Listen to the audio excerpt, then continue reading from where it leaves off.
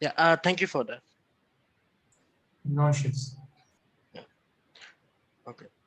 Yeah. So I will just repeat it. So in today's session, what we are going to do is we are going to solve a very simple classification problem. Okay. The classification problem is cat versus dog. So given any image, we want to tell whether that image contains an image of a cat or contains an image of a dog. Now, one might think that this can be a very easy problem, but if you just see some of the images of cats that are here, so we can see some of the images of the cat. See, in this image, the cat is not even visible. Only the human is visible. Uh, Visible. Then there can be cats which are very much blending with the backgrounds. There can be multiple cats, and which are the major features of the cats are not visible in the photo,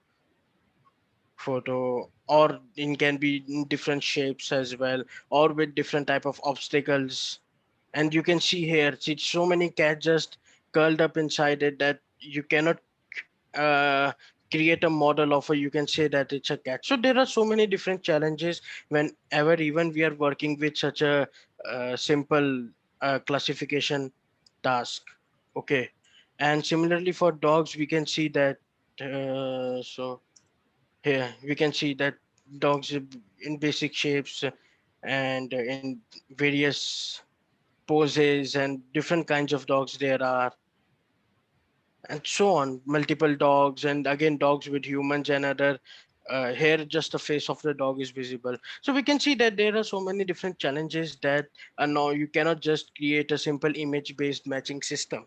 You actually need some intelligent system, as we say, so as to understand what constitutes a cat and what constitutes a dog. So we are going to create a system that is a cat versus dog system, and in this case we will be starting from data set that we are having in our own PC. Okay, so I'm not going to use any TensorFlow data set. I'm going to load the data set from the hard disk itself. So whenever you start any problem, okay, so to create a data set structure in your own computer, first thing is you need to distribute your data into two sets: training and validation set. Okay, so you will have two folders. One will be a training folder and the other will be a validation folder. So why this is done is because we don't want to use the validation set for training. We just want to use the validation set for validating and evaluating the model, but the model should only train on the training set. Okay, so hence we are having two folders. So in both the folders we are having cats and dogs, and in validation as well we are having cats and dogs. Okay, so to just generalize, so whatever data that you are having, okay, you can have 100 class data set like cats, dogs, aeroplanes, mice, rats, lions, tigers. So all of these folders, so for each class there will be one folder. So this will be folder for class 1, for class 2, then there can be folders for class 3, class 4, class 5. And in each of those folders there will be all of the images of that class. Okay, so here the class 1 is cat, and here you can see that there are all of the images of the cat class, and here the class 2 is dogs, and you can see that all of the images are of dog class. Okay, and finally same we will have in the training folder as well, that a folder for each of the class. So this class can be anything, but the number of folders in train and validation directories will determine number of classes, and all the images of that class will be in that folder.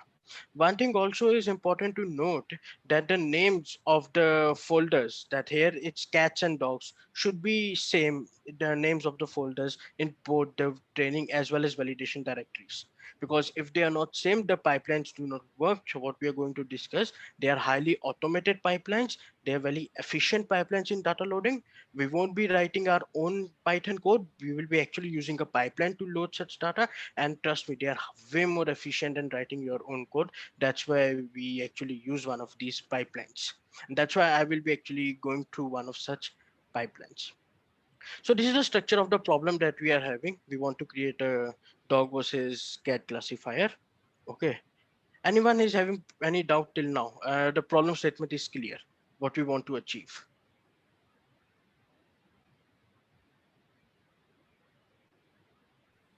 Sir, Yeah. sir, if we combine all the classes in one folder, then what problem we may face? Yeah, so the problem is that, see, there's no problem in that, but the issue is that the the pipeline that I will be discussing, the way we load the data from the hard disk, okay, they need it in this fashion. So So means those are, predefined structure is there.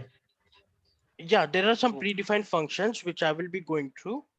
If you want to use those predefined functions, you need your data in this fashion that there should be a different folder for each of the class. Okay. The reason for using this predefined function is that they are highly efficient and they are highly fast. are these folder names acting as labels for these images? See, the folder names can be anything till the Okay, time they're consistent between training and validation directories. okay. Right. So folder names can be anything. It actually just sees that how many folders are there and then assigns a number to each folder name. Oh, okay, okay, cool. So it will assign a number 0 to cat and 1 to dogs, and in training as well, 0 to cats and 1 to dogs. So the names can be anything: cats, dogs, lions, tigers, ABC, class 1, class 2. The names can be anything until and unless they're consistent between validation and training folders. So Daksh, one question here. Yeah. So here you have got two different folder like train and test. Hmm. Sometimes we just got one folder. So is there any utility like we can automatically create test and train folder Ah, and yeah. So for that, I will just show. You can do that. Okay, for that. So there are multiple ways. Either you can do that offline. So search for sklearn train test split. So there's a library called sklearn, which is a very helpful library when it comes to working with uh, in data science. Okay, in general in data science, it's a very helpful, whether you're working with computer vision or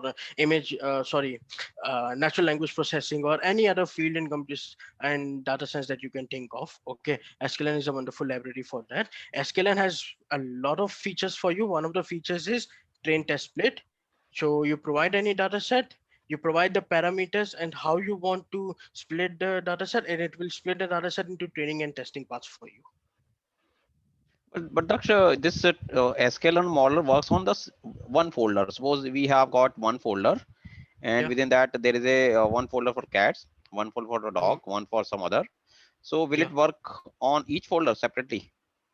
Yeah. So basically, so what it does, so what sklearn train test split is, it actually works on lists on numpy arrays. Okay. Hmm. Okay. So you want to load the data from the folders initially.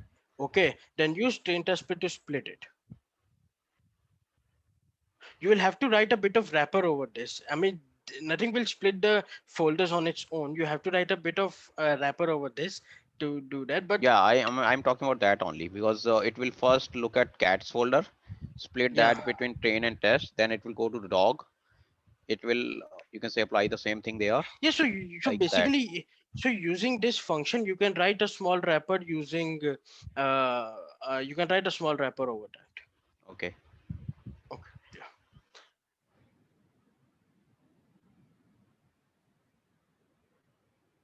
Okay. So moving forward, so this is the Python notebook. Should I zoom or it's visible? Hello, sir. Please zoom it a bit. Okay. Thank you. I will. Yeah. Now it's fine. Yeah, it's visible for me. Okay. Thank you. So, so these are just library loadings. I will just keep go through each of the functions later on when we use them. But whenever we start a Python code, the very first thing is to load our libraries, and these are the libraries that we are going to use. Matplotlib for plotting, because we'll be seeing how the training and testing is happening, how the curves are handling. NumPy for handling arrays and other type of variables. Okay, we are using OS. I have imported OS, but I don't think so we are using it much. But OS is a library for operating system functions. Like we want to load something from the data set, we want to save something on the hard disk, we want to load something from the hard disk, we want to create a folder in a hard disk, we want to delete a folder in the hard disk, we want to give a call to a terminal, we want to run something over a terminal. So all of the calls that we need to provide to operating system for doing something, that the task that an operating system does. So for that, there's a library called OS. Of course, so as previously stated, that when we create a wrapper which will be splitting the folders into train and test, we will be, that wrapper will contain the OS library definitely, because we will be telling the operating system that okay, these are the files that need to be taken care in the test. So create a new folder and copy them there. So for those operations, to create a new folder and to copy a file from one directory to another directory, we can use this library OS. So it's a very helpful library. Okay. Finally, we are going to use TensorFlow. Okay. And so as our framework. And in the TensorFlow, we are going to use a function called image dataset from directory. It's a highly encapsulated function. It does a lot of things, but I will just slowly and slowly try to make you understand what exactly this function is doing. Okay. So the very first thing I have just, the dataset has been uploaded in Google APIs and it has been just downloaded for, so these two lines are to just download the data into your current Colab system. Okay. So once the data is downloaded, so we can see here that once the data is downloaded, it's downloaded into, so we have the train directory address. So this is the address for the train directory that goes to the train folder. So this is my train folder. Okay. And then we have the address for the validation directory that goes to my validation folder. This is my validation folder. So inside the train folder, I have two classes. Inside the validation folder, I have two classes. So here I have just provided the directory paths to the train folder and the validation folder. Now I am just providing some some basic arguments, some basic hyperparameters, batch size and image size. So I'm saying the batch size for my working will be 32 and image size that I will be working with is 160 comma 160. Now one thing is important that I thought someone will actually point out, each of the image is of a different size. See, so this image is 492 cross 457. This image is of the size 499 cross 353. So each of these images are of different sizes, but in each of the lectures that you must have seen, when especially the CNN lectures, you must have seen that we say that an image of size 160, an image is of size 256. We always fix the input image size. Okay. So can anybody tell me why we fix the input image size?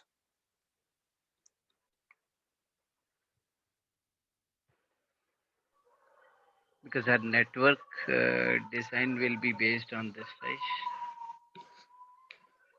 Yeah, I mean, some of the layers, they are highly dependent upon the size of the image. Some layers are not dependent upon the size of the image. Okay, for example, is convolutional layer dependent upon the size of the image? Yes. Input layer. So input layer is dependent. Convolution, it doesn't matter. The filter size Yeah. is there. Yeah, so basically, if the input layer is a fully connected layer, it's dependent, definitely. But if the input layer is a convolutional layer, it is independent of the image size. Okay, so fully connected layers are dependent. If a network contains fully connected layers, that means that network is dependent upon image size. If a network is fully convolutional network, that means the network is not dependent upon the image size. But since here we will be using networks with fully connected layers, hence we will be specifying an image size. But there are many instances you will see later on in this course that there are fully so what we say is fully convoluted neural networks or fully convolutional neural networks. So they don't contain any fully connected layers or aka dense layers. So hence those networks are completely independent of image sizes. But we are not going into that right now. We are going to a normal system of a CNN which contains convolutional layers, max pooling, and then finally fully connected networks for classification. Hence, because of the fully connected networks, we have to specify the image size. Okay. Now coming to the part, the function that I told that this is a very special function. This is a magical function that we are having. The function name is image dataset from directory. The function is defined by TensorFlow itself. In Keras, in pre-processing, the function is defined image dataset from directory. So first of all, what this function returns. Okay, so this is very important to note what this function returns. It actually returns a, a data framework. Okay, Anish, so I would request that you ask via mic itself because I'm not that much particular about chat, but yeah, I got your question. See, why FCs are dependent upon image sizes. Okay, so let's say that, let me just create a very simple scenario for you. Okay, let's say my image size is 10 cross 10. So this is my image size. I apply a convolution of 3 cross 3 with padding.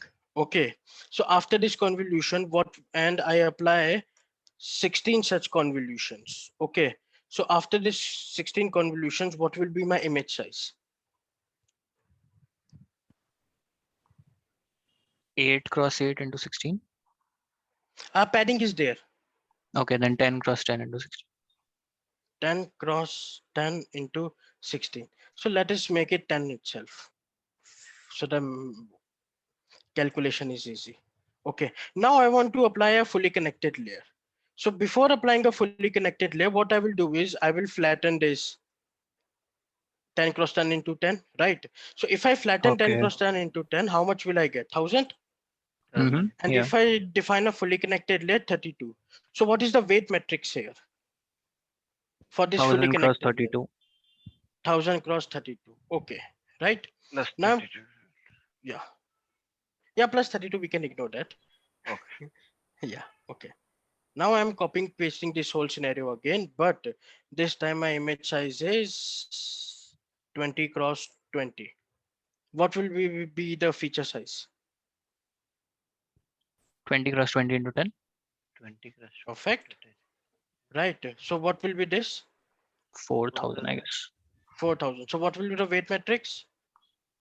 4000 cross 32. 4000. So are these two weight matrices compatible? No, they're not. So basically, so if you change the image size, then the weight matrix is changing, right? Correct. Yeah. So if the weight matrix changing means network architecture is changing. So the network has changed. Okay. So if you have fully connected layers, because fully connected layers are dependent upon the previous layer's output size, Mm-hmm. Yeah. that's why fully connected layers are very much dependent upon the input shape. But even if it was 10 cross 10 or 20 cross 20, 3 into 3 into 10, 3 into 3 into 10, the convolutional layer, there was no effect on that. Yeah. Yeah, that makes sense. Thanks a lot. Yeah.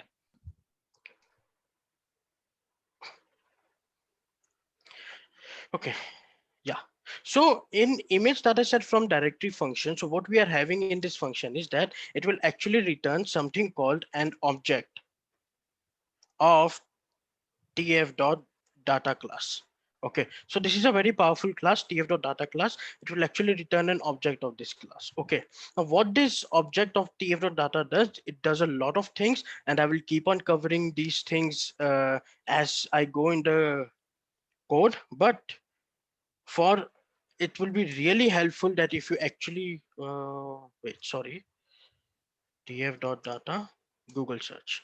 So if you actually go to the tf.data setup, that it's a wonderful API that you can create very complex input pipelines. You can create very complex data pipelines using this API, and there are a lot of functions inside this API, and there's a whole tutorial over this API.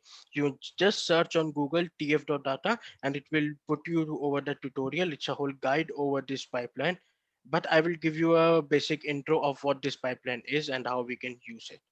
Okay, so this is a very powerful pipeline in handling data in TensorFlow based models. So what image dataset from directory will does, it will create a tf.data object. Okay, and what will be the parameters of the object? The parameters will be train directory. So we are inputting train directory, so that is we are inputting the directory where the training data was present. So if I go back to training data, so this is the directory. So now so now this system image dataset from directory has gone to this here. It has actually come here in this. So after coming into here, what it's seeing is it's seeing, okay, there are two folders, hence my number of classes are 2.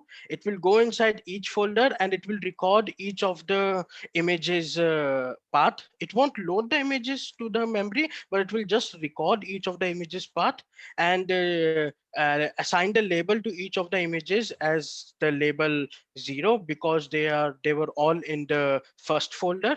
Then it will go to the second folder and then take part of each of the images and assign them the label 1 because they were the second folder.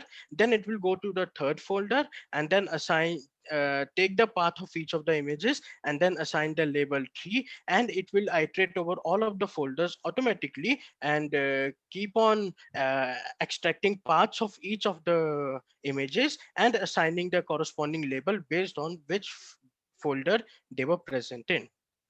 So in this case, so after inputting train directory, what it understood was that I have two classes and it has recorded all of the image part of each of the class with respect to its label. So it has recorded all of the image part of cats and provided a label as 0. It has recorded all of the image parts of dogs and provided them as label 1. Then we are saying shuffle is equal to true. Shuffle means that we want to randomly mix all the images. So once it has loaded the images of the two classes, or not loaded the images, but loaded the image parts of the two classes, when it's label, it will shuffle all of that information. Okay. Then I am saying batch size. The reason I'm specifying batch size is that if I don't specify batch size, by default, the batch size is 1. Okay, so by default, if any function I do over the object of tf.data, that will be performed on a single image basis.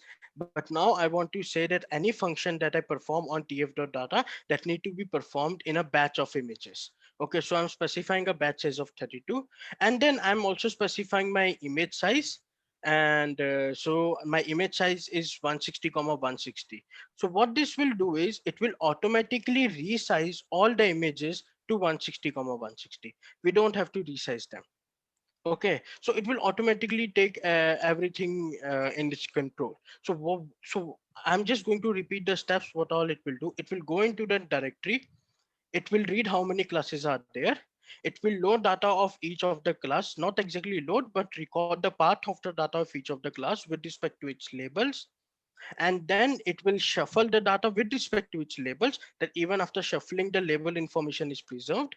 Finally, it will bunch the data into batch sizes, and then it will resize each of the image to a pre-specified size that we have performed. So all of that information will be just done by one function, and it will be returned in object of tf.data in the name of train dataset. Similarly, we will do with the validation dataset itself. We will provide a validation directory, all the same parameters that we want to shuffle the data, we want to chunk the data into batches, and we want to resize the data. And then now we will get a validation data set object of the class tf.data. Okay. So you can see that it's actually saying, so once I run this line, it's actually saying to me that it has found 200 files belonging to two classes. So this line is very good for you to verify. So I can verify whether there are 200 files. So I go to cats, and here I can see 1000 items. Yes, I go to dogs, I can see 1000 items. Perfect. So I have 2000 files belonging to two classes. And for validation, I have 1000 files belonging to two classes. And that's what my data set was having. So it has actually returned me the information that it was able to successfully read from the folder structure that I had already created. So that's why making that folder structure is important, because it will automatically create this tf.data API object, and which is very efficient in using. So what are some of the properties of this df.data object? One of the property is that it can, Daksh, one question. yeah. So it is creating a separate folders after transforming it, or it is just within the memory of this code? No. So it's neither creating a separate folder nor loading. So what it's doing is that, okay, it's recording the path of each of the file, okay, and recording in itself that when it will load that file in future, when it will load that file, at that time it has to resize the files. Sorry, I couldn't get. When suppose I'm running it again, then I need to run these steps again. No. So you don't need to run these steps. So what they've done is, so in train data set, so let me tell you what the information is. Train data set consists a lot of information. Okay, so what actually train data set consists, it consists the list of all the files, path of files, that where the files are present. That's it. It has not loaded the files yet to the memory, but it's ready to load the files. And there are functions. I will show one function that how to load a file into the memory. I will just go down and show one function. So train data set has the path of all the files. Okay. Okay. So since it's an object, the object of a class, the class has a lot of properties. One of the properties of tf.data is that I can actually get all the names of the class. So class names, so I can so train data set dot class names. It will return me all the names of the classes. Okay. So here what I'm doing is I'm actually showing some of the images. Okay. And all of these images are resized to 160 cross 160. So what I want to show is that I'm just creating a 10 cross 10 figure. Okay, means 10 pixels to, not 10 pixels per se, but yeah. Okay. And then so look into this for function train dataset dot take one. Okay. So what I'm saying it to this function is that from the take dataset, train dataset, okay, you take you take something. So what you take one batch, you take one entity, basically you take one entity. So previously we had defined an entity as the batch size of 32. So this will return one batch to me. So when I'm calling this function train dataset dot take one, it will actually take the image path of 32 images, and then it will load these images. Now it will load the images. Now it will load the images to the memory, resize these images, and return me those images in NumPy format and their corresponding labels in NumPy format. So this take function will actually load the images from the hard disk and then resize those images. And then I will get one batch of images and one batch of labels. And finally, this is just plotting the images and the labels. So here we can see, so all of these images now are resized to 160 cross 160. So this is one of the examples of how you can use train dataset and the tf.data API. You can extract one batch and it will return you an images and corresponding labels. Okay. See, now the question comes is that we had validation data. Now we want to split the validation data into validation as well as testing data. So the reason this has been included is, and I didn't talk about this, this is something similar to sklearn train test split, but we have actually created an internal code for that, so that you don't need to create another folder for testing. You can convert some validation data to testing data itself. This code can also be used that you have just one folder for training, and then you want to split validation data from the training itself without creating new folders inside your code as well. So this is doing the same thing. Like if you don't have a testing data or a validation data, how can you create that? But in this case, we were not having the testing data. So now we want to create the testing data. So now, so one of the functions that we are having is cardinality. So what cardinality function returns is, it actually returns the number of batches that we are having in the data set. So in validation data set, we had 1000 images, right? So in the 1000 images, images. If the batch size is 16, we will have some number of batches. Okay, so that number of batches has now come to validation batches. So inside this validation batches, I have the amount of batches that are there in validation data set. Okay, now validation batch is just a number. Okay, it's just a number. And does anyone know what is the difference between single divide by and double divide by in Python? Double gives integer only. Remainder. Integer division, sir. Integer division. Okay, yeah. So 5 divided by 2 is 2.5. 5 double divided by 2 is 2. So single divided by is floating point division, whereas double divided by is integer division. So what I'm doing here is that I'm doing an integer division of number of batches in validation data with respect to 5. So that will return me approximately 80% of the values. So that will return me approximately 80% of the values. Okay, so now this test data set, divide by 5, 20% of the values. I'm sorry for that. So this thing will return me, so this value will return me 20% of the values of validation batches. Okay, so I'm taking these, so let's say this was 2. Okay, so let's say that validation batches, I had 2 validation batches. Sorry, I had 5 validation batches. Okay, now I'm doing, and let me just change it to 2 for a bit of understanding. Okay, so I'm doing here validation batches divided by 2. So I'm getting 2 here. Okay, so here now I have the in test data, so this value is 2. So I'm saying to take 2 such batches. So now this value has become 2. So I'm saying it to take 2 such batches, and it will take these 2 batches and it will put it in test data set. Now my test data set has 2 batches and my validation data set has previously 5 batches. And from those 5 batches, I have taken 2 batches and I have put them in test data set. Now I want to delete these 2 batches from the validation data. So what I will do is I will, from the validation data, I will use the skip function. Skip function deletes the batches, and I will say to delete the 2 batches from the validation data. So what this code has done, this code has taken all the 5 batches from validation data. Okay, and then from these 5 batches, it has given 2 batches to test data set, and it has retained the rest 3 batches to validation data set. So finally, after running this code, my 5 batches of validation data set have been divided into 2 batches of test data set and 3 batches of validation data set. I will just reset this code to previous part.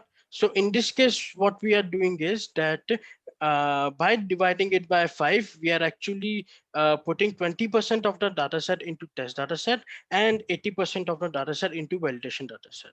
So here, after running this code, we can actually see the cardinality of validation data set and test data set, that there are 26 batches in validation data set and there are 6 batches in test data set now.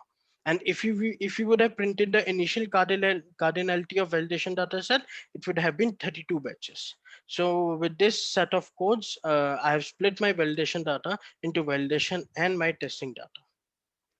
One question here. Number of Sorry, go number ahead. of images in the, sorry, I'll continue. Number of images in the original folder validation dataset remains same. Yeah, so in the original folder, number of images remains same, but Yes. so for now folder is different. Now this is sort of like a symbolic link to what there is. So initially validation dataset had the symbolic link to all the 1,000 files, all the 1,000 files. Okay. After splitting, what would happen is that test dataset will have the symbolic link to approximately so 20% of 1,000, so approximately 200 files, and my validation dataset will have symbolic link to approximately 800 images. Okay. Yeah, my question was that the 200 which is I've kept aside for test, right? The validation data set should be 800, which are different from that 200, right? Yeah. So, but in this case, the val batches divided by 5 can be any 200. It need not be just the 200 which I've kept aside for the test data set, right? So there are two ways. So one way is that you can initially keep aside some test data set. Okay. Another way is, let's say you don't have any specific test data set. You are saying that you are good with just having randomly taking anything from the validation data set. Okay. So here Okay. it doesn't matter if I've actually separated the test data set from the validation. I just saying that 200 have to be kept aside, any 200. Yeah, any 200 have to be kept aside for testing. I'm just saying that. So let's say that you have specified test data set. So for that, you will actually create a new folder of test data set and then just rewrite this code where you will Makes sense, yeah. provide the test directory. And this is actually more this is actually something that needs to be done. But the reason we didn't do is because we wanted to cover this case as well, where you don't have any specific data, where you don't have validation or test data, how you can split the data inside the code itself. Yeah, I was actually asking in terms of the cross validation, because there we need to know which part are we keeping aside for test and which is going to be used for validation. So that's where my question was around. Okay, so for that, what can be done is, right, you can actually say shuffle is not equal to true, because if shuffle is not equal to true, then the images will be loaded in the format they are in the hard disk in the same format. And then you can in the skip function, you can actually tell which ones are there to skip. And even in take function, not just how many to take, but also which ones to take. It's like indexing. You can actually provide indexing in take and skip as well. So there you can actually use, without using shuffle, you can actually use indexing to iteratively, because in cross validation, we need to take 10% as testing data, next time take next 10%, and so on. So we can do something like that using indexing and disabling shuffle. Yeah, that makes sense. Thank you so much. While So- resizing the image, there is information of loss? Yeah, of course there is information loss while resizing images, but there's not that much information loss when it comes to images. Sir, but resave function is what does is makes the, if we have output as 160 cross 160, then same multiplication has to be occur in initial dimension. But here the dimension will change. How reshape function will work? It's not reshape, it's resize. Okay, So resize. resize actually works with interpolation. It interpolates the data. You can read about interpolation, what interpolation does.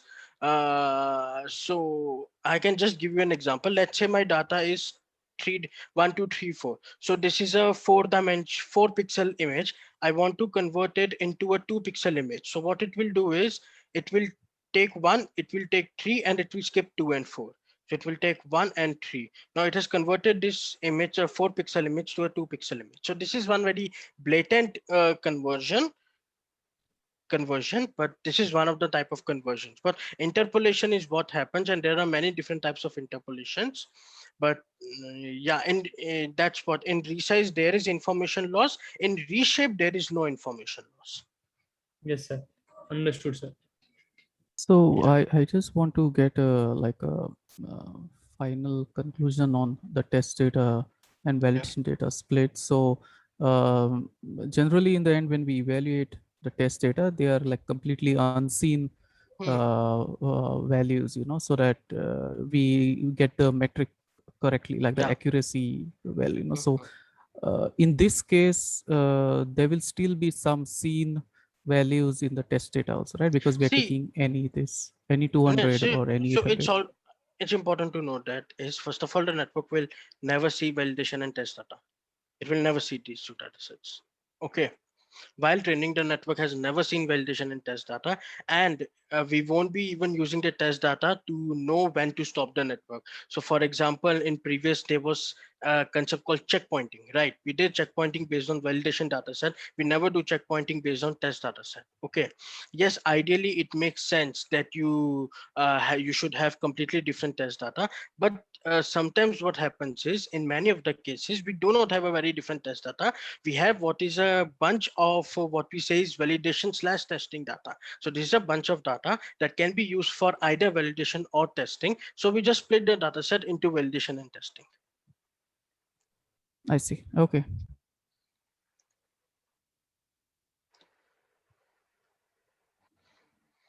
Okay. So finally, we have three types of data sets: training data set, validation data set, and finally test data set. Okay. And again, see, the images are not yet loaded. These are just symbolic links to the paths. So train dataset contains symbolic links to the paths of all the training data. Validation dataset contains symbolic links to the paths of all the validation data, and test dataset contains the symbolic link for the paths of all the test data. It has not yet loaded anything in the memory. See, the reason it does not load is because when we are working with real-time data, we cannot load the whole data into memory. The datasets can be as large as in TBs, and we don't have that much RAM. So we can only load the data in form of batches and batches and batches. So we cannot load the whole data in the memory. So that's why this pipeline is very efficient. It actually highly accelerates that process. Now coming up to something that you need to call so that to make the whole process accelerated. See, here I want to jump along with it. So I want to divert a bit here. Okay, I'm stop sharing.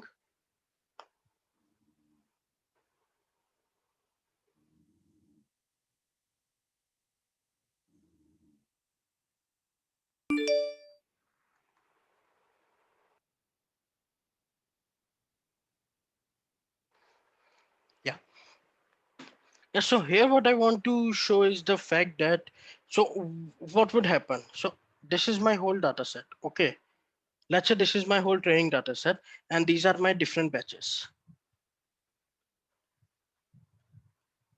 Okay. So what will be the step when I'm training any network? So very first step would be take one batch. That will be my first step. So to take a batch. Okay. Then second step will be forward pass. That is use that batch, take the network and forward pass from the network. That will be my second step. Third step will be loss. That here I will compute, I will have ground truth and I will compute my loss. So that will be third step. And finally, fourth step will be back propagate, that from using this loss, I will train my network. And after that, I will again take my second batch and repeat the whole process here. So this is my training pipeline that I will be using. So in all of this training pipeline, what do you think is the slowest process? Which of these four processes, which process is the slowest?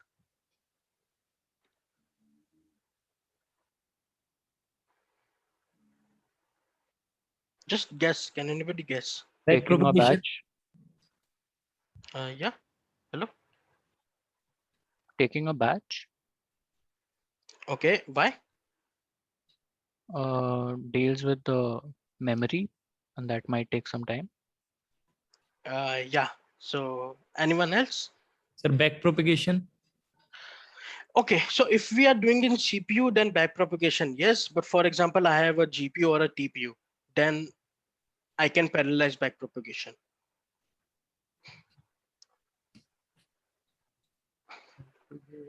But yes, let's say I have a GPU, I have a good memory. The only thing that will be a bottleneck will be the first step, that is taking a batch, because the batch is in hard disk. So this is my HDD, even SDD. Okay, SSD, sorry. Even SSD, even if it's SSD, still the first process will be the limiting process, the slowest process in all of my framework. So what I need to do is that I need to tell my system that don't do it like this. Okay, what you do is, so I'm writing here for the first batch. Okay, so for the first batch, you do 1, 2, 3, 4. But when you are doing 2, 3, 4 for the first batch, do one for my second batch. So by the time it has finished the back propagation for the first batch, it has already loaded the second batch into the memory. It has already done the loading of second batch. And then it will do 2, 3, 4 for the second batch. But by this time it has done 2, 3, 4 the second batch, it will load the third batch in the memory. So this is called prefetch, that while I am performing the training, the whole training process, that is forward pass, loss computation, and backward pass, you load the next batch into the RAM so that this process is never incorporated in my training time. So this is called prefetch. So this is something that cannot be done in normal Python. So that's why we use these dataset based systems. That's why we use these pipelines, because we can actually use prefetch using their pipeline. So Okay. here, while we are prefetching, it should Yeah. be that there should be sufficient memory to prefetch while at the same time training on the first fetched data, right? Yeah, Or it of might course. overwrite the. No. So see, yeah, again, yeah. So for that, there's one a variable called how much to prefetch. That's called buffer. Your question is how much to prefetch, right? Yes, yes.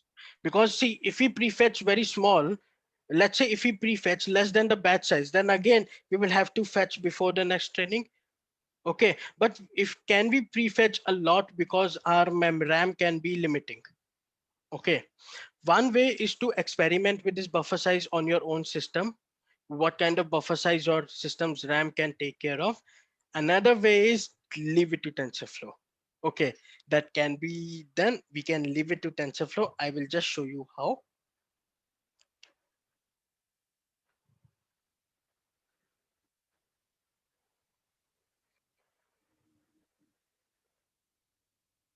Yeah, so how we can leave it to TensorFlow is that so I want to create a prefetch from my train dataset. Okay, so I will call the function train dataset.prefetch.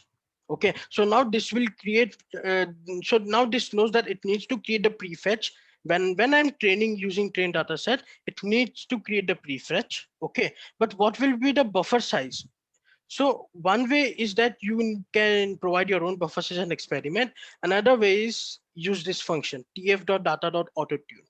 So what autotune does is automatically analyzes that how much time the 234 is taking, how much time the 1 is taking, and how much memory you have, and it automatically adjusts the buffer size dynamically.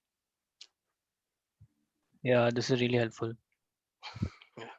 So it will automatically prefetching. So let's say that your a lot of RAM is available, then it will prefetch a lot of data so that your 234 happens very fast. But let's say that you start Google Chrome and you start up playing game in your laptop parallelly. So in that case, it will understand, okay, the RAM availability is low, then it will start fetching low data. This might slow your training, but then it will automatically take care of that you do not get that error, the memory out of the RAM out of memory error. You do not get that. Or C programmers might be knowing about this code dump. Got it. Thank you. Yeah. So that's why we use these tf.data pipelines to training the data, because of this functionality of prefetch. This functionality really accelerates the whole process, and I mean should be used if you are ever doing any real-time training. Okay, so we can so here again it's important to note that I'm not fetching the data. I'm just telling that when I will be using this trained data set for any purpose later on, okay, be ready to prefetch. So again, there are two things that I have said it to be ready. One thing is to resize the images, to be ready to resize the images. Second thing is to be ready to prefetch. Now the thing comes that when we load images, okay, so whenever we load images, the images, the pixel values in the images are in the range 0 to 255. Okay, now the problem is initially we had the images preloaded. So hence we just divided the images by 255, right, to normalize them. But in this case, again, the images are not yet preloaded. So I need to tell my system that once you load the images, you need to normalize those images as well. So this can be done by a layer that's called rescaling layer. Okay, so rescaling layer is a simple layer which it's like a convolutional and a fully connected layer of a network. But this layer, what it does is it understands that whenever it gets a data, it needs to divide the data, multiply the data with the rescaling factor. So we provide the rescaling factor, the factor of multiplication, and then it needs to add an offset to the data. Okay, and it needs to add an offset to the data. So in this case, what we are doing is, see, our initial data range, sorry for that. See, our initial data range from 0 to 255. Okay, this was our initial data range. And I want to convert my data from -1 to 1. So can anybody tell me what can be the steps to convert the data from 0 to 255 to -1 to 1?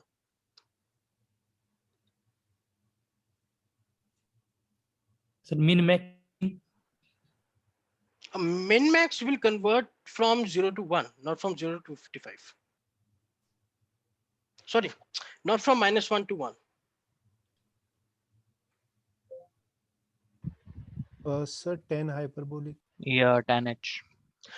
We don't want to use that because tan hyperbolic is non-linear, and we want to rescale images linearly. Because the reason for that is, so the difference between pixel values of 10 to 20, we need to keep it same as the difference between pixel values of 200 and 210. So simple, what you can do is, okay, so when we had to resize it between 0 to 1, what we did previously? We Divide just by divided by 255. 255. Divide by 255, right? Wait, somebody is using chat. Yeah, x minus max by max, not exactly, but yeah. Okay, so we just did divide by 255. So if you divide 0 by 255, what you get? 0. If you divide 255 by 255, you get 1. Okay. Now look here. So the first thing is divide by 127.5. So if I divide 0 by 127.5, what will be the output? 0. 0. If I divide 255 with 127.5, what will be the output? 2. 2. Okay. Okay. So by dividing it by 127.5, I've got the range from 0 to 2. Okay. And now if I add a -1 to 0, what will be the output? Just offsetting it to the left by 1. 1. -1 1, 2, and 1. 1. So what I'm doing here is, see, first of all, I'm dividing each pixel by 127.5. So this converts my range into 0 to 2. And finally, I'm just shifting each of the pixel to 1 left. That is my offset. That is subtracting each pixel value from 1, which has created my range from -1 to 1. So if I wanted from 0 to 1, it would have been simple. Offset would be 0, and this would have been 255. So let's say if I wanted 0 to 1, offset would be 0, and this would have been 255 point to make sure. Okay, right. So this would have made my range into 0 to 1, but I don't want that. So I will keep it the way it was. Okay. And another thing. But Daksha, why we need it from -1 to 1?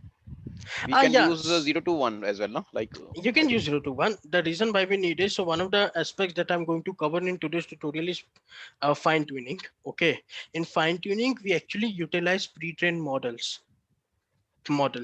We actually utilize what pre-trained models have already learned. So let's say you want to utilize knowledge of a person. Okay, let's say you want to utilize the knowledge of a person, but that person has studied all his life in French. Can you ask him question in English? No. So that's the problem with pre-trained models. So if the pre-trained models are trained with a specific type of image normalization, to use them, we have to normalize our image accordingly. So the pre-trained model that we are going to use, it actually inputs, it has been trained with image range from -1 to 1. Okay.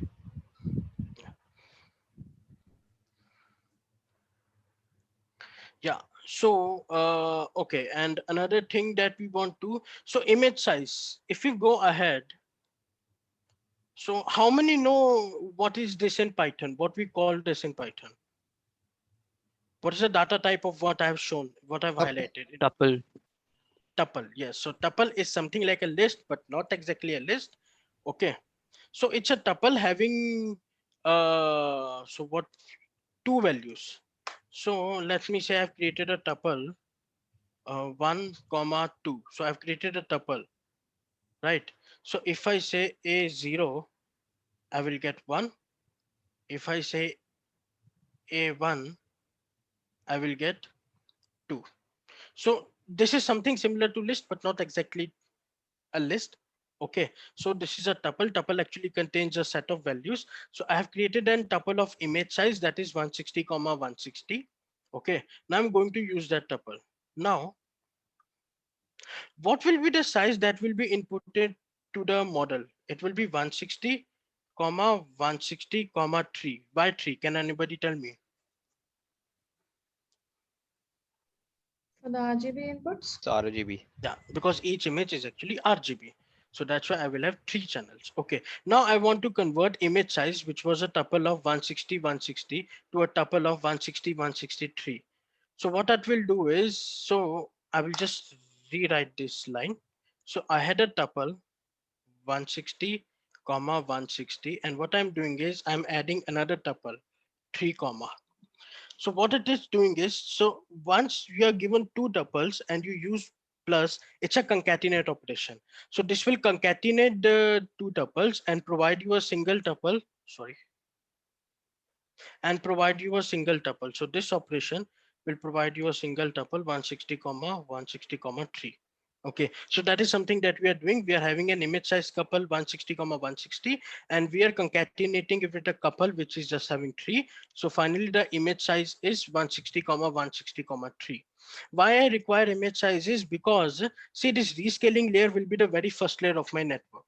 So as we previously seen that whenever there's a very first layer of my network, in that first layer, I have to provide the input shape, because the first layer needs to know what is the shape of the input.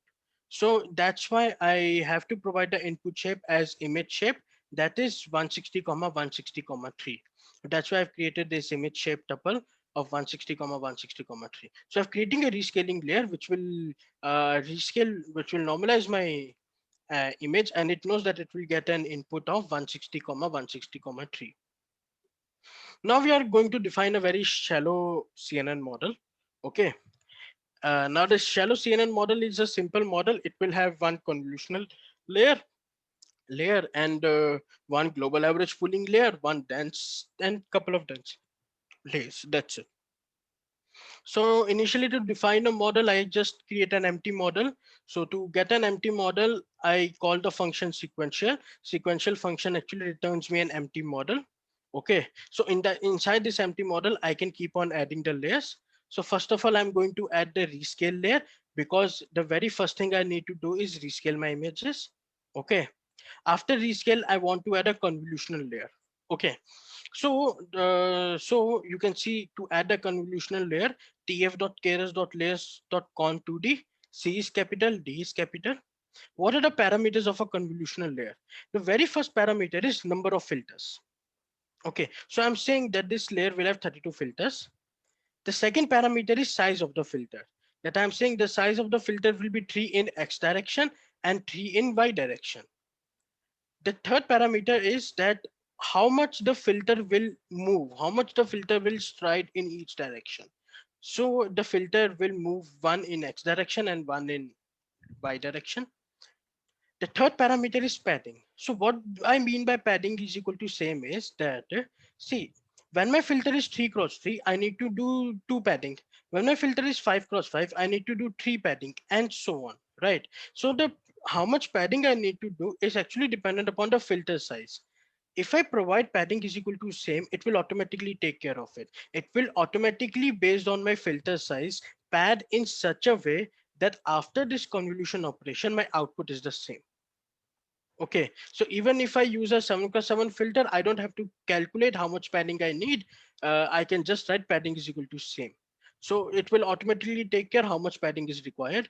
And finally, I'm saying what is the activation, that is my ReLU activation I'm using here. So what was the input size? 160 comma 160 comma 3. So can anybody tell me what will be the output size?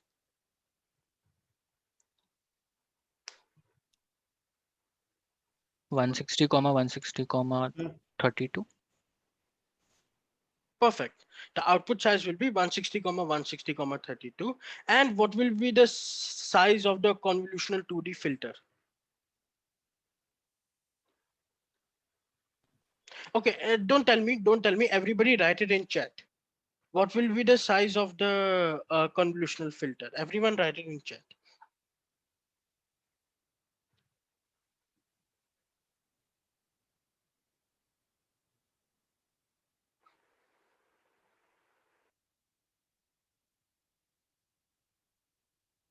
Mhm. Okay. None of them are correct till now.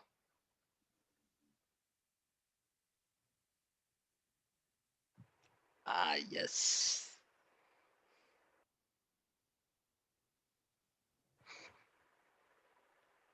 Okay, Sarvanti, can you tell me why 3 cross 3 cross 3 cross 32?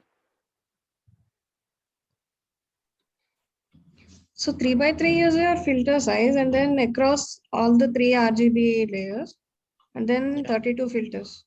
Yeah, perfect. So see, first of all, I have said that there will be 32 filters, right? So first of all, there will be 32 filters. Okay, so whatever size of each filter is, that will get multiplied 32 times. So the very first thing, 32 is fixed. Then we see the size of each filter. See, the size of each filter is 3 cross 3. So 3 cross 3. But there's one aspect of a filter, that is depth. Now the property of depth is that the depth will always match that of the input. So whatever be the depth of the input, the depth of the filter will always match the depth of the input. So in this case, the depth of the input was 3. So the depth of the filter will also be 3. So hence my filter size will be 32 cross 3 cross 3 cross 3. This will be my filter size.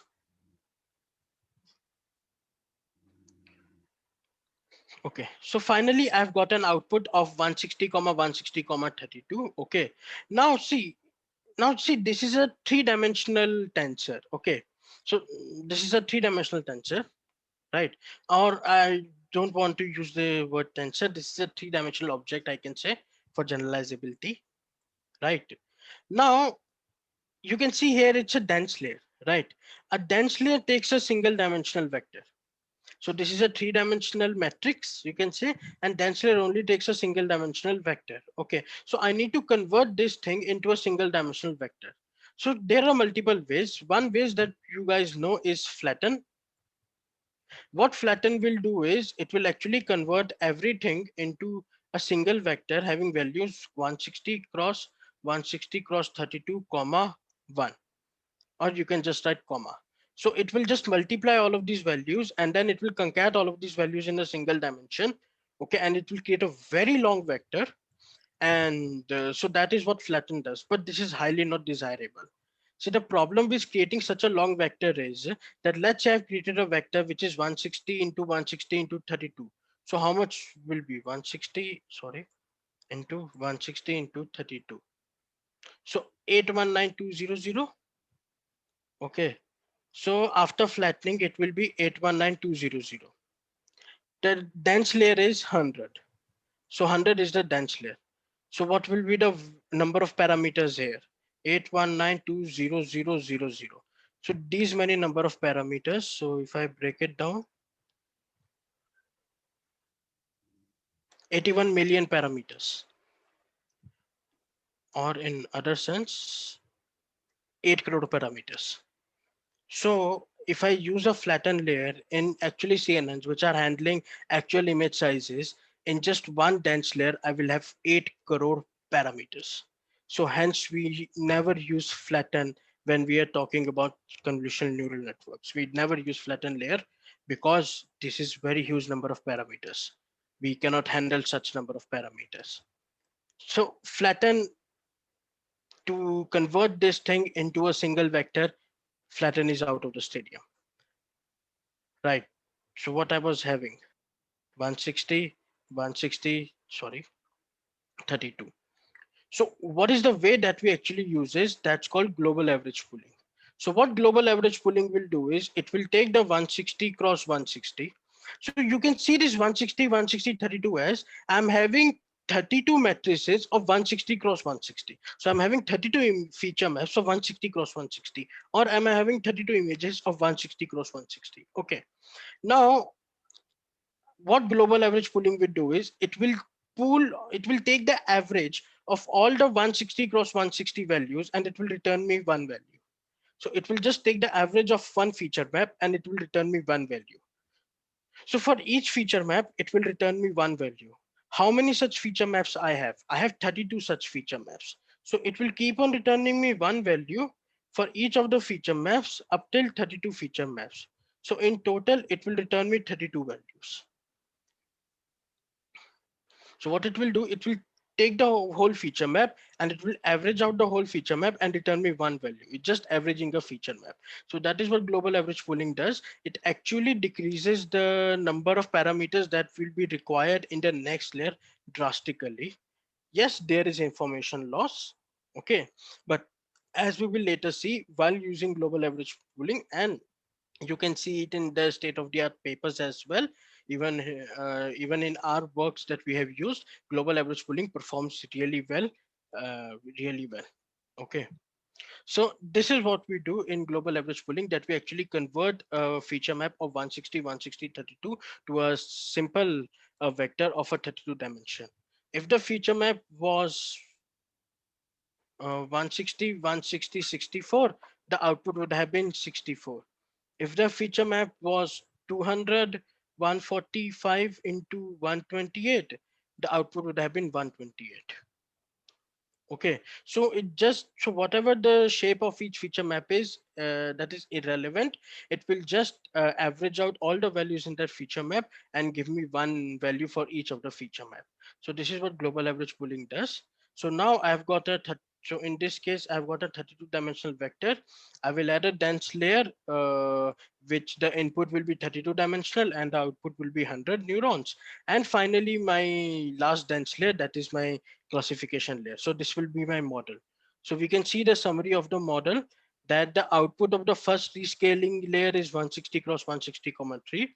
The output of first convolutional layer is 160, 160, 32. The output of global average pooling layer is 32. My first dense layer is 100 and my final dense layer is 1. And you can see the number of parameters are very small because we haven't used the flattening. So this is the profit of using global average pooling, that my number of parameters, they don't become overwhelming. So this is how we actually create a simple CNN model. Okay. Anyone have any doubt till now? Sir, I have one question.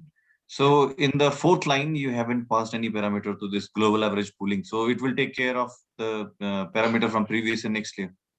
Yeah, so global average pooling, you don't have to pass any parameters. Okay. So what I've shown, so whatever the size is, it will just read the previous layer shape and automatically perform the action it needs to perform. Okay, sir. Right. Thank you.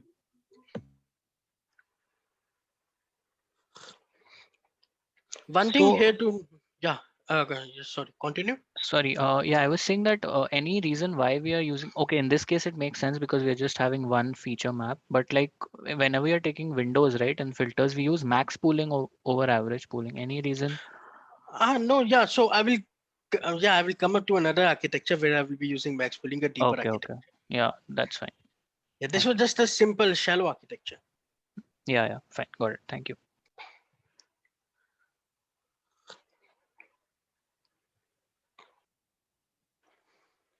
Okay, one thing nobody said, there's no activation in the last layer.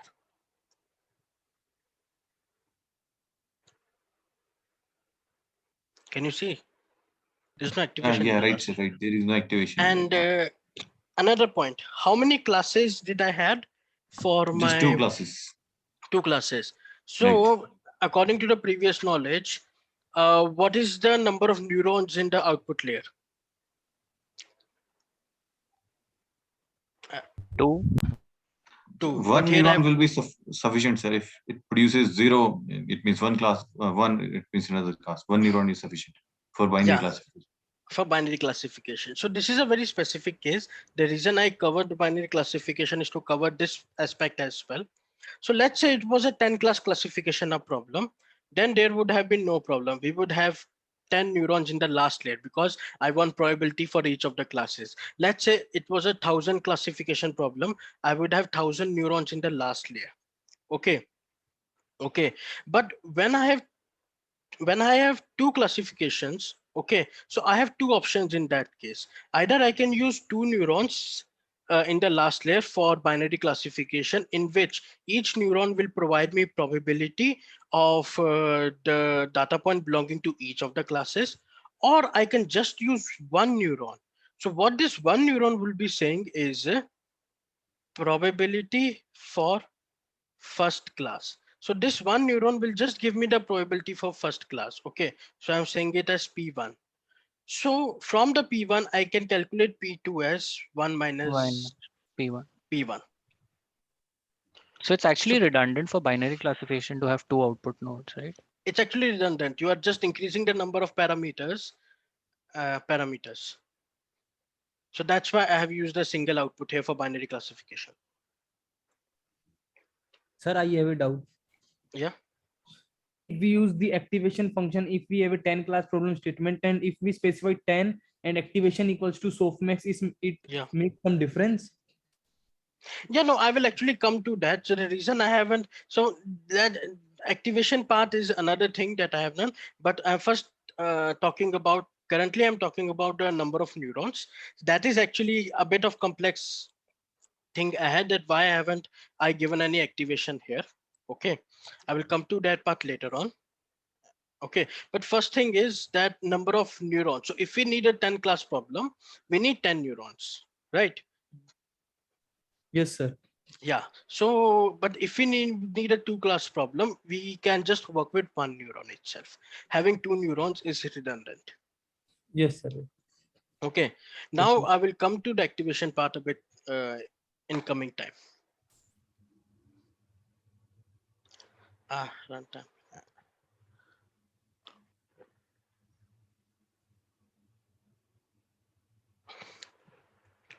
Okay, so we can take a break right now. It's 3:40, right? Before moving forward.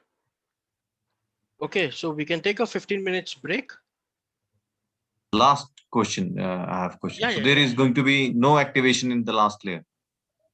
Yeah, I will actually provide a wonderful turnaround and again, a more efficient way to do that. Okay, okay, fine, fine. I have another question. Yeah. About MATLAB. Is that another architecture, MATLAB? So MATLAB is sort of like a completely different system. It's, you can say it's not exactly, but you can say that it's a different programming language. Okay. And the part is that in the programming language, the MATLAB itself, they provide these functionalities. Like in Python, so in Python will not create TensorFlow, Python will not create sklearn, somebody else will do that.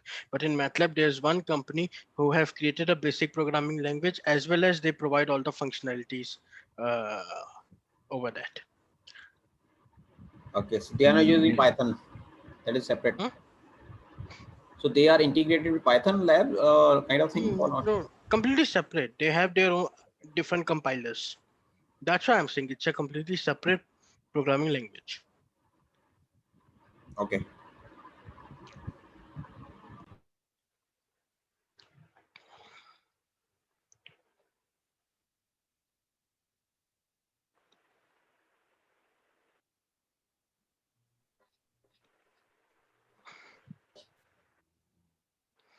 So just quick iteration. So what we have done is, so we had our data set in the format in our hard disk.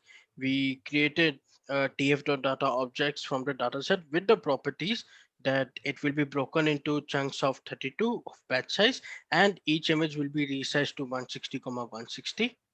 Okay. Then we had split the validation data into validation and testing data. Finally, we have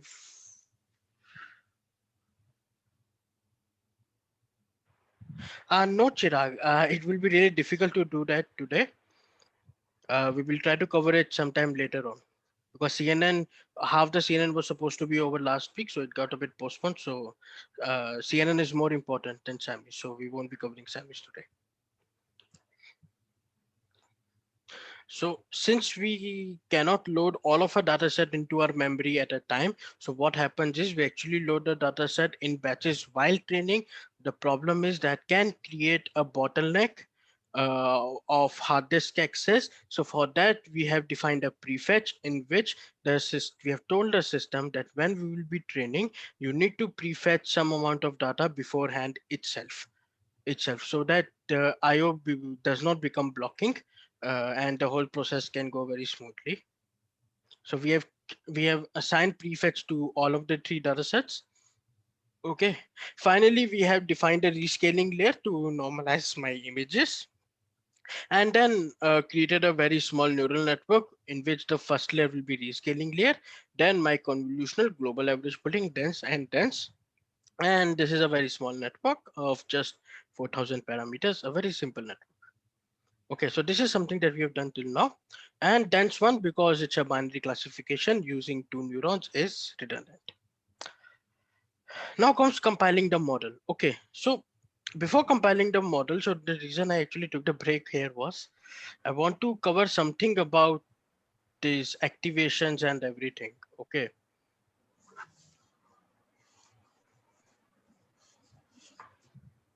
Yeah, any doubt?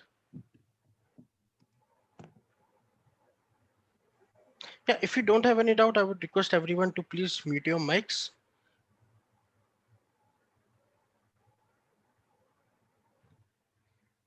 Okay. Yeah, so what I'm having is, see, we have seen that we have 2 types of problems. Okay, one we say as multi-class problems, and then, sorry for that, it will give an error.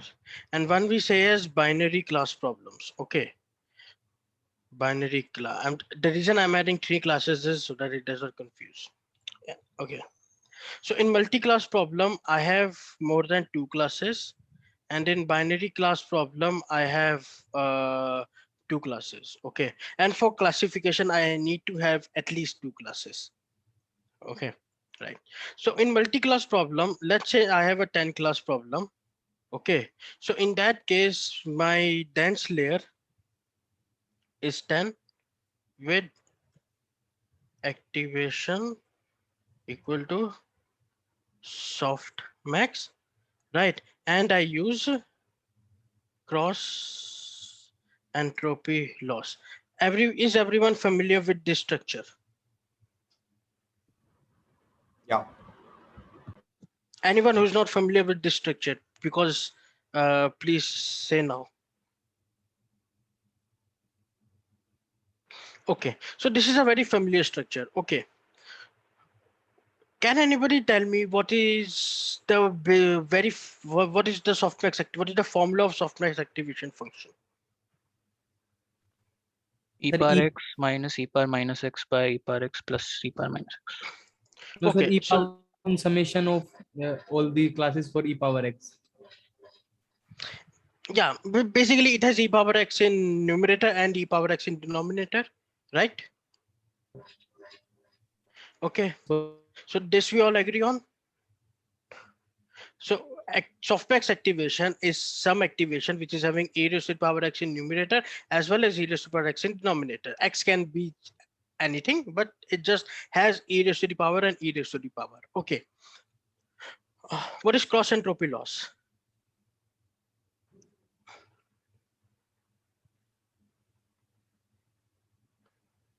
What is the formula for cross entropy loss? Y into log 1 minus y plus. Sir, minus. No, that's binary. That's binary. I'm talking about cross entropy.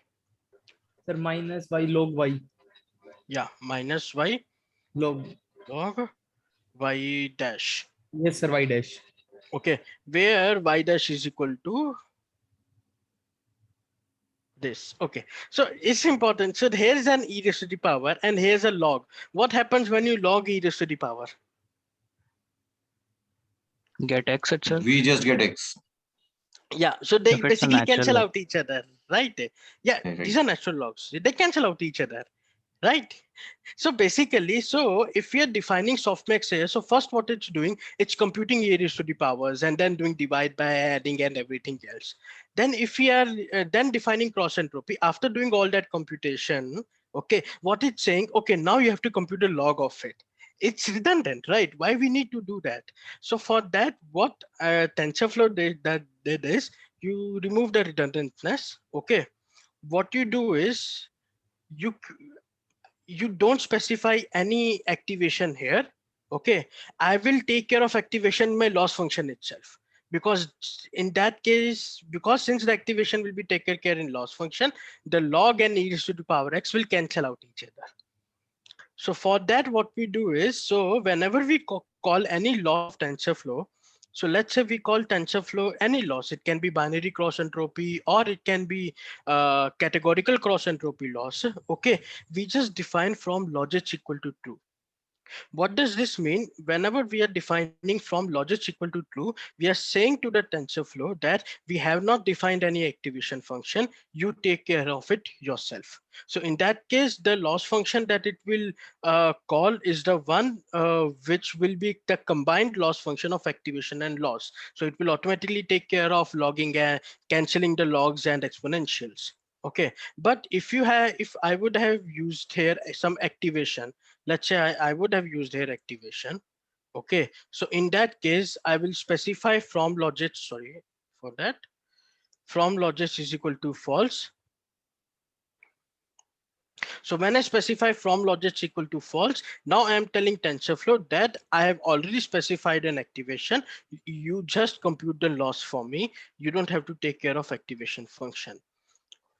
So this is something that we use when we are not using the activation which is tightly coupled with the loss. We use some other activation, but if we want to use the activation which is tightly coupled with that loss, like for example in multi-class classification, softmax is tightly coupled with categorical cross entropy, right?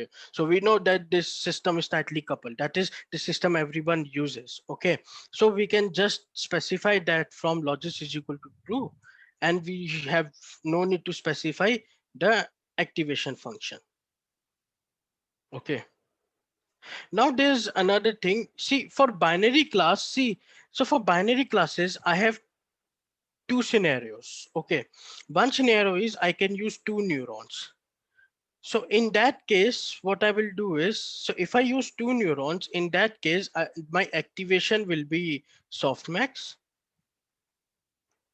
and my loss will be categorical cross entropy.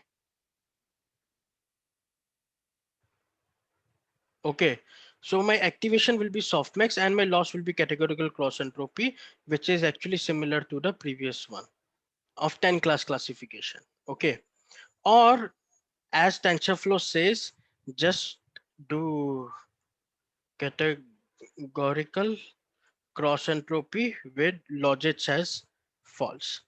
So if I write categorical cross entropy with logits false, it will automatically take care of softmax activation. So which is true for this situation as well. So if I have a multi-class classification system, in that case, I have softmax categorical cross entropy loss, or in TensorFlow, I can just write categorical cross entropy with, logits equal to true. Sorry for that. Categorical cross entropy with logits equal to true. Similarly, if I want a binary classification system with two neurons, again, in that case, I will call categorical cross entropy with logits equal to 2. But what if I need binary classification with just one neuron? Okay, with just one neuron. What will be my activation function?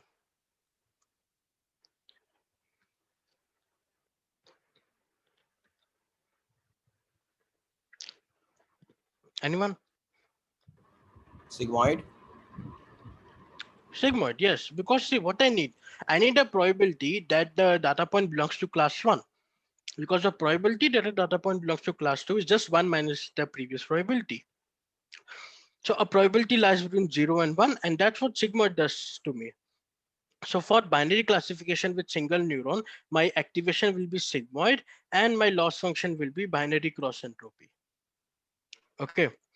or as TensorFlow says, just use binary cross entropy.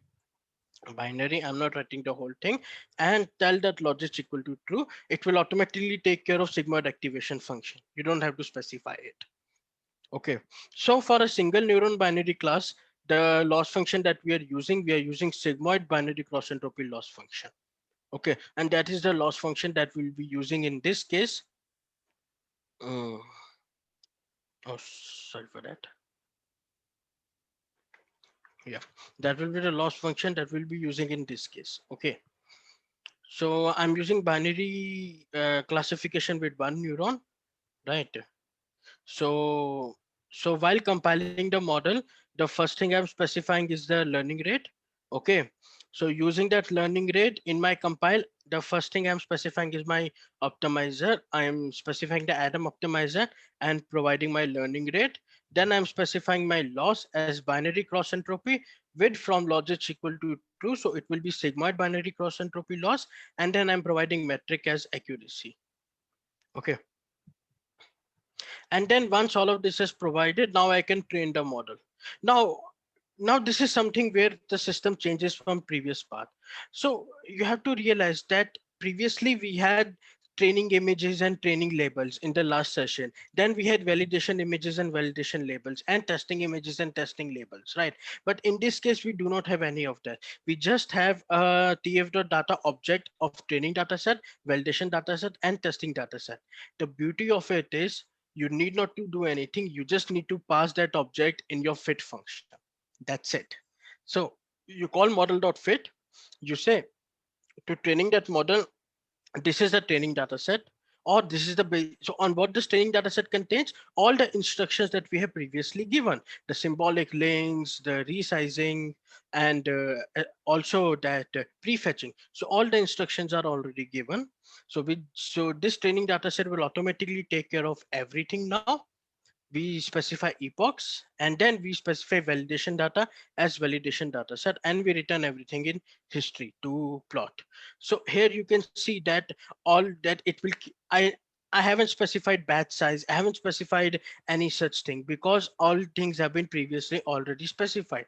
Batches has been specified. So it will automatically take care of everything. It will automatically load one batch at a time to the RAM. It won't overwhelm my RAM, but it will also take care of the prefetch, that it will load at least a couple of batches more so that my IO is not a bottleneck, but it will never load my whole data. It will take care of conditional loading, a prefetching on its own with training dataset as well as validation dataset. So this is why I've specified so much on the data pipelining, because it really optimizes the whole thing. It really makes the code very small and very easy to write, right? And it's really fast. It's honestly really fast. I mean, even my own experience, it's really fast.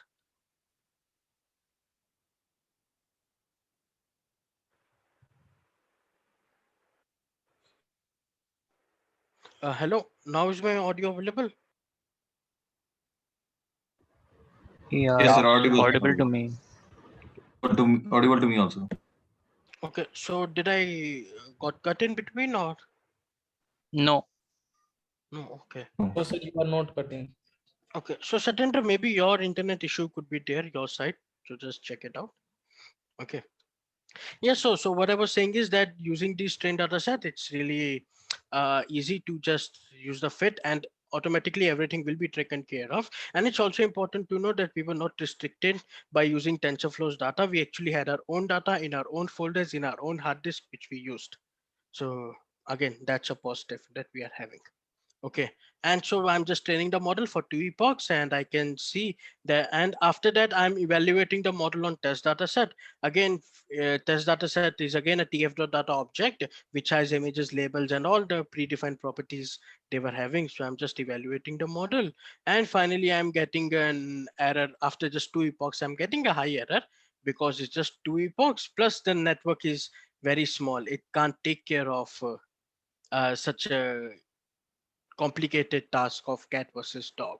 The network is really small, it can't take care of. That's why the error is still very high. That's a 50% error. Okay.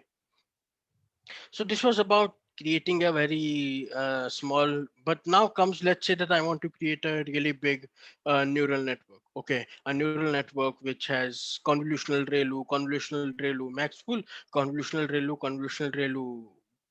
Then finally I have that flatten or global average pooling, then some dense layers as well, coupled with dropouts. Okay. So we will just create a deeper model now. It's pretty much simple. Just keep on adding layers in model.add. That's it. Okay. So we just call an empty network using sequential. And the very first thing, add a rescale layer. Okay, that is the very first task that needs to be done always. Okay. Finally, I am just defining a convolutional layer of 32 filters, 3x3 filter size, which will stride in by 1 and 1 in X and Y directions. And I'm providing padding is equal to same. So it will automatically take care of padding, and the activation is ReLU. And then I'm defining another convolutional layer with the same parameters. Okay. So after two convolutional layers, now I'm defining a max pool layer. So can anybody tell me what will be the size of the feature map after second convolution layer?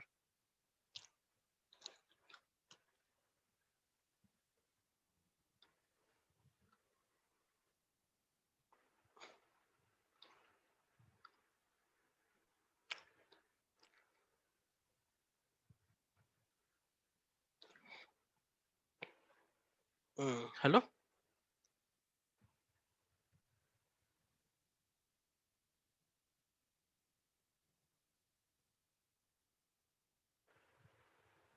Hello, is anyone there?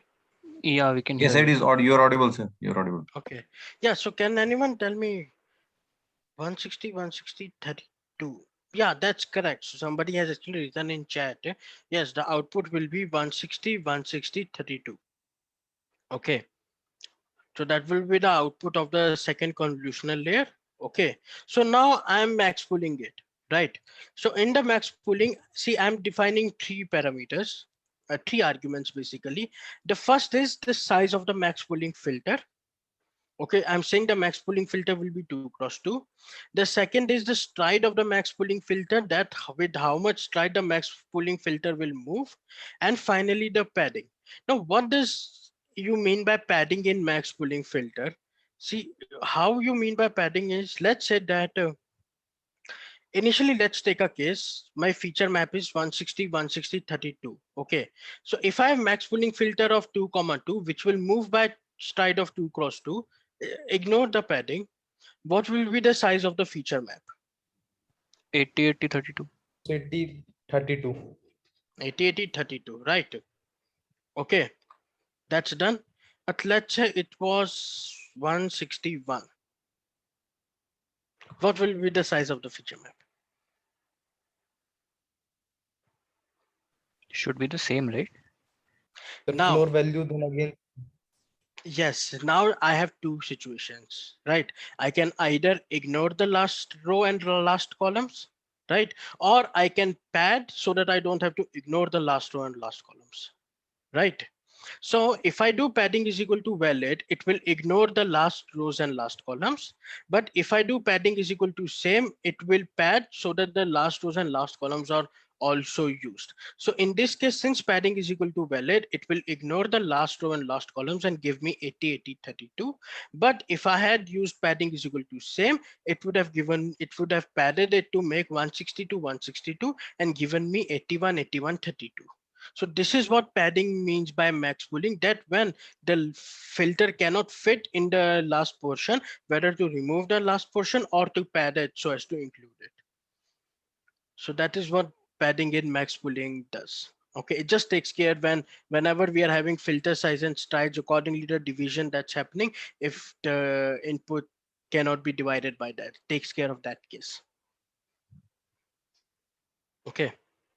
So, but here we just take padding is equal to valid. We can ignore the last columns because last columns are already the output of the padded columns because we had already used padding previously. So they are outputs of the padded columns itself. So we can easily ignore the last columns. Okay. That's why. So here is a max pooling. Now this is not a global max pooling because we are not working on the whole image, but we are pooling some patch of 2x2. Okay. whenever, if I would return global max pooling, it would have returned me just 32. That's it. If I would have written global max pooling layer, it would have returned me just 32. Okay, and it wouldn't have returned me 80 into 32. But max pooling here, it's a blockwise max pooling, simple max pooling, which will be applied in 2x2 blocks with 2x2 strides, giving me an output of 80, 80, 32. So this is the difference between any pooling and any global pooling. So it can be max, it can be average, but just a difference between pooling and global pooling. Then again, I'm writing two convolutional layers again. So this time of 64 filters, and rest you can see is same. Now, so this is my convolutional network is finished. So after the convolutional network, I want to add a dense layers. So before adding the dense layers again, I have to either flatten it or use global average pooling, but flattening creates a lot of parameters. So I will use global average pooling. So in this case, global average pooling will give me 64 values. And then I'm using a dense layer with dropout. So I'm defining a dropout before the dense layer so that some regularization happens. So it will drop 20% of the neurons while training to regularize the network, and then another uh, dense layer with dropout of some 100 neurons, and then finally my classification layer, that is my final layer of 1 neuron. So this is how you can define any deeper model. You just need to add the layers with the respective parameters. Okay, just by using model.add, model.add, model.add, and that's it. That's it. You can keep on adding layers. One thing you can so, but the question is how to know what layers to. Okay. So before adding any layer, go to this API of TensorFlow, tf.keras.layers. It will provide you with. So you can see here. So all of the layers are there. I can see Con2D. So if I click on Con2D here, it will give me all the parameters of Con2D, and it will also provide me what are the default values of these parameters, as well as what are the details of these parameters. So for Con2D, the filters is the number of filters. Then I have kernel size, stride padding, and there are many different other parameters if you don't use data formats, dilation rate, groups, use bias. We can also define kernel initializer and regularizers the way we have seen in the previous session. So it's always good to go to the documentation. Okay, so always keep documentation open in another tab whenever you are using these high level frameworks. So there you can actually go to, so what what are the parameters. So you need not to remember these parameters, you just need documentation ready. That's it. Okay, and this is the summary of the model. So we can see that these are the two convolutional layers with the output of 160, 160, 32, then max pooling, then again two convolutions, then global average, and then my dense layers, and then final activation layer. Now this time, previously I had what 7,000 parameters. Now I am having 148,000 parameters. So there's a huge jump in parameters because this model is a bit deeper model. Okay, and then again I will just compile the model. So compilation is pretty much similar like previous one. It's exactly similar like previous one, and then I can fit the model. So here we can see that by defining a bit deeper model, the error actually got reduced. We were able to achieve a 47% error by defining a deeper model in just 2 epochs. So it's just after 2 epochs. So we can see that error decreased, but still it's a very high error, and defining your own model from scratch does not really work very well. So what we do is actually we use something called as transfer learning. Okay, so transfer learning is that we want to borrow a knowledge of a pre-trained neural networks. The reason is that the pre-trained neural networks, they have been actually trained on a very huge data set called ImageNet. Okay, the ImageNet data set is so huge that it actually requires 50 TB of space in your hard disk to be just kept. It has 14 million images, 1.4 million images, sorry, okay, which are from 1,000 different day-to-day classes. And you just think about any day-to-day object, common day-to-day object, it's there. A bottle, that is there. Computer, that is there. Cheetah, that is there. Leopard, that is there. that is there, TV, that is there, horse, that is there, human, car, vehicle, bus, school, everything is there in all the 1,000 classes. So it is trained on a very huge data set. It has been shown a lot of images. It hence the features that these models have learned, they are very generalized features, they're very helpful features, and we would definitely need to borrow those features information. So that knowledge that these networks have gained by training on such a huge data set for such a huge amount of time, like weeks and weeks and weeks, because of course we cannot do that on our given hardware. So that's why we use transfer learning. Transfer learning is a very wonderful concept. I will just give a brief about the transfer learning. Okay.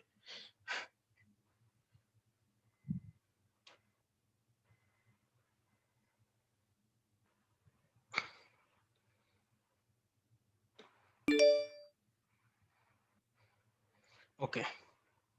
Yeah.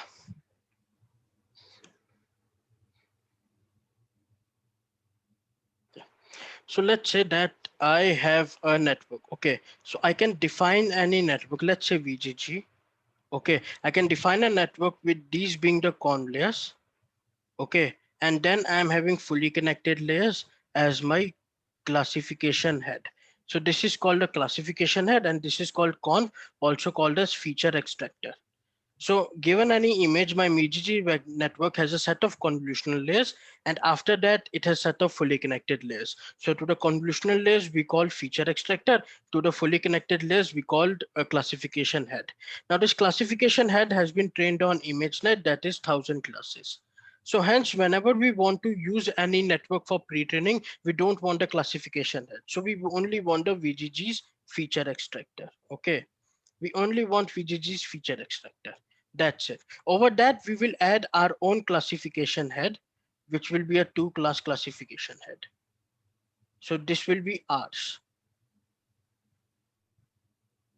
So we will add our own classification head over the pre-trained feature extractor of VGG. Okay. So this is what we will be doing. We will be just taking the VGG's pre-trained feature extractor and then putting our own classification head over it. So what will be the training strategy then? If we do it in such way, what will be the training strategy? So we have this VGG, right? Okay, and then this is our classification head, which we'll be adding. Now this classification head has random weights. Okay, and this is pre-trained. Okay, this is very well pre-trained and this has random weights. So there's one very big problem when we are using pre-training is, so since these are random weights, so the output will be random. So once the output is random, that means loss will be very high. If the loss will be very high, gradients will be very high. If the gradients will be very high, these gradients, if back propagated, they might untrain the VGG. Can you understand this? Can everybody appreciate this? See, Right, sir. given Right. yeah, so given any system, right? So if classification head, this is random weights, hence the output of the classification head will be random. Because of that, loss will be very high. Because of that, gradients will be very high. And if these gradients are back propagated to VGG, the VGG will become untrained.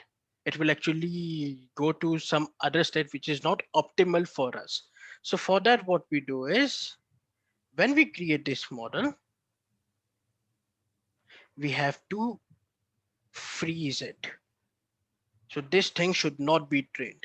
So when we backpropagate, the backpropagation should stop here itself. The backpropagation should not go to my feature extractor, whether it be VGG, whether it be ResNet, or we are using MobileNet. Okay, so the backpropagation should stop here. Only a classification head needs to be trained. So we will actually be seeing that how we can actually do that, how we can use this network, but we can stop the backpropagation from happening there. Okay, so that we only train our classification head, so that our only classification head is trained and our feature extractor is not trained at all. Okay. So the very first thing is to load a VGG. So this is my very first task, to load a VGG. So this is my VGG. I need to load it. But initially VGG comes with my classification head, but I only need to load the feature extractor of VGG. Actually, I said VGG here, but in my code, I'm actually using MobileNet. The reason is MobileNet is a smaller network and it's easier to train in Google Colab. So that's why we have used here MobileNet. Okay, so we can easily use VGG as well. There's no problem. Now the question comes, which are the, before going forward, the first question comes, which are the networks that are available? Okay, to check what are the networks that are available, just go to TF Keras applications. Okay, so just go to TF. Oh, wait, am I recording this? Yeah, I'm recording. Recording. It is recording, but your screen is not visible. That Keras and like if you're using browser, only the writing pad is visible. Okay, sorry about that.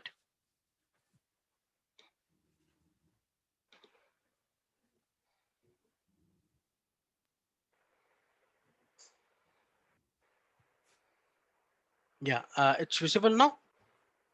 Now visible, clearly visible. Yeah, so you should just go to the module tf.keras.applications. So here we can see there's DenseNet, EfficientNet, EfficientNet, InceptionNet, MobileNet, different version, NASNet, RESTnet different versions, VGG different versions, exception different. So these are all the pre-trained models that are already available in TensorFlow. You can use any one of these pre-trained models for your task. Okay, so the very first task is to call any pre-trained model, but I don't want its classification head.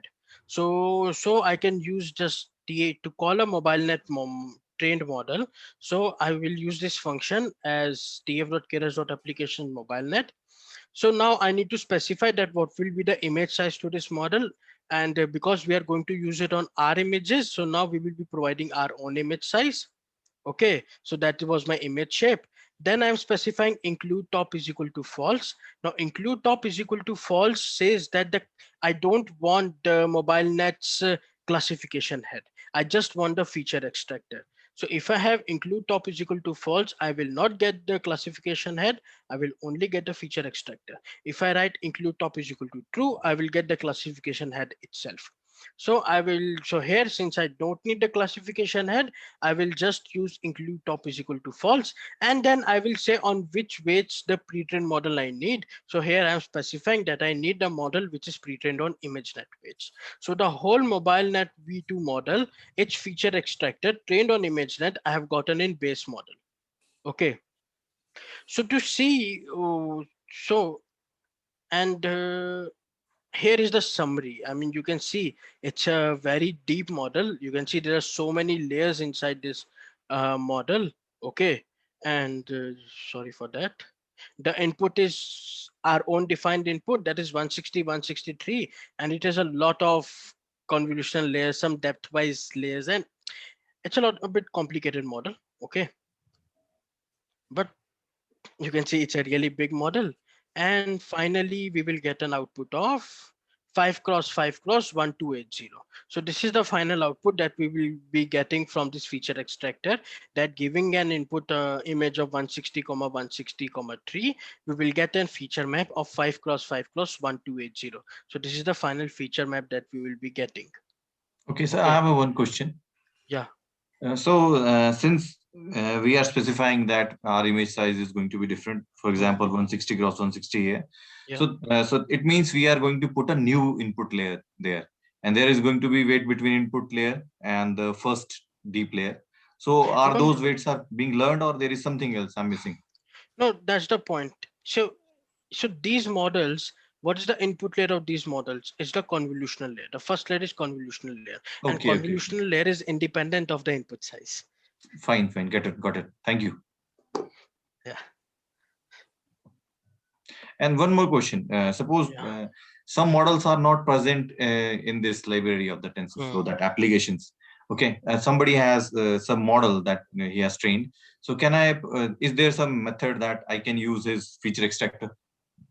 Yeah, of course. I mean, see, you can always, so basically, let's say that I have this model itself. Okay. You want to use this model, right? Okay, you just want to use till here. Okay. Okay. So what Okay. you do is, so in model.summary, so you can see that, see, all the layers are actually handled by list, right? Okay. Right. So there's one function, model.pop. Let me just check. Okay. Model. Okay. I will do that, sir. You just give me the reference, No, and I no. have to check those. Yeah. So the sequential model, there's a function called pop. Okay. So the pop function actually removes the last layer. Okay. So So in you can, sequential manner. Okay. in sequential manner. So you can call the pop for the very first time, it will remove this layer, then call pop again, it will remove this. And finally, till the time you remove global average pooling, you can keep on calling the pop till then. Then in the model, you will only have the up till conv and call the pop after loading the trained weights. So this feature extractor will have your the trained weights as well. Okay. Okay. Fine. Yeah. Got it. Thank you.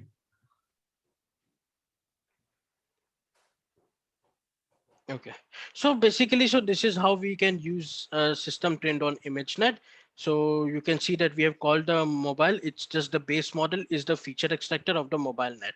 We can also see that what will be the output for a batch. Now train data set. So like the function .take, there's another function in train data set called iter. So iter is actually a function of Python which creates an iterator over any type of system. So by creating an iterator, I mean that whenever I call the next function, it will give the next value in that. So this is another way of writing train dataset.take. So this is another way of writing train dataset.take using Python functions rather than using take functions. That you first create an iterator and then you call the next element in that iterator. Okay. Okay. So if I take this, it will return me one batch of images and one batch of labels. I can pass the image batch from the base model. Now image batch, the batch size was 32, right? So the image size was 160 cross 160 cross 3. So it will take 32 images of size 160 cross 160 cross 3 and provide the feature batch. If I print the feature batch shape of feature batch, it will be 32, 5, 5 by 12280. That is, I have 32 features, each of size 5, 5, 1280. Okay. So this is my feature extractor, and you can see that it works with batch sizes, and this is what it does. It converts an image to a feature. Okay. Then what I told is that we need to freeze this feature extractor. Okay, we want the back propagation to stop before this feature extractor. So for that, we have a function called trainable. So for any model, we have created a base model, which is a feature extractor. We can use the function trainable and pass as just trainable equal to false. So what this will do is it will now make this whole model as trainable false. Okay. So here, so after this, if you see the base model dot summary, an important thing. So this feature extractor has 2 million parameters, but none of them are trainable parameters. You cannot train any parameters because we have specified that the trainable is equal to false. All of the parameters are non-trainable parameters in this case. So hence the backpropagation will not affect my feature extractor at all. So I'm out of the loop and I'm satisfied with my feature extractor completely. Okay. Then after the feature extractor, I will create a global average pooling layer. So here I'm creating a global average pooling layer. And here I'm saying that if I pass the feature batch to the global average pooling layer, okay, I will get an output of 32, 1280. Okay. Why 32, 1280? Because see, after the feature map, I got 32, 5, 5, 1280, right? So for each element, I had a feature map of 5, 5, 1280. Okay, and for each element, it will convert 5, 5, 1280 to 1280. And since I had 32 images in the batch, I will get 32, 1280. So this is my batch size, and this is just a flattened version, the global average pooled version of my feature. And finally, I will add, I can add so I will define my final dense layer. So this is my prediction layer. I've defined my final dense layer. Okay, now I need to combine all of this. So what are the things that I have defined? Initially, if you remember, I had defined a rescale layer. Then I had defined my feature extractor, which is non-trainable. Then I had defined my global average pooling layer as global average layer, and I have defined my dense layer as my prediction layer. So I need to bring all of this together into one model. Okay, so to do that, again, I will call an empty model that is using sequential. I will first add my rescale layer, then add my base model, that was my feature extractor, then add the global average pooling layer, then I can add the dropout of 0.2, and then I will add my final prediction layer, which is nothing but my dense layer of one neuron. So by adding all of this, now I've created a model which has the feature extractor and my own classification head, which is untrained. So this classification head is untrained, and this is my trained feature extractor. But this trained feature extractor is frozen. It will not change its weights. So once my model is defined this way, then everything is same. The compilation is completely same. The fitting is completely same. And even the evaluation is completely same as previous. And we can just see in just 2 epochs, our error got decreased to 18%. And it's one thing is important to note: the only trainable layer in this whole model is the final prediction layer of one neuron. That is the only trainable layer in this whole model. No other layer is being trained. But despite just having one trainable layer, since the feature extractor is so powerful that this one trainable layer itself can provide me such a wonderful accuracy. So that's why we use transfer learning, and that is how you can use transfer learning. Sir, I have a doubt. Yeah.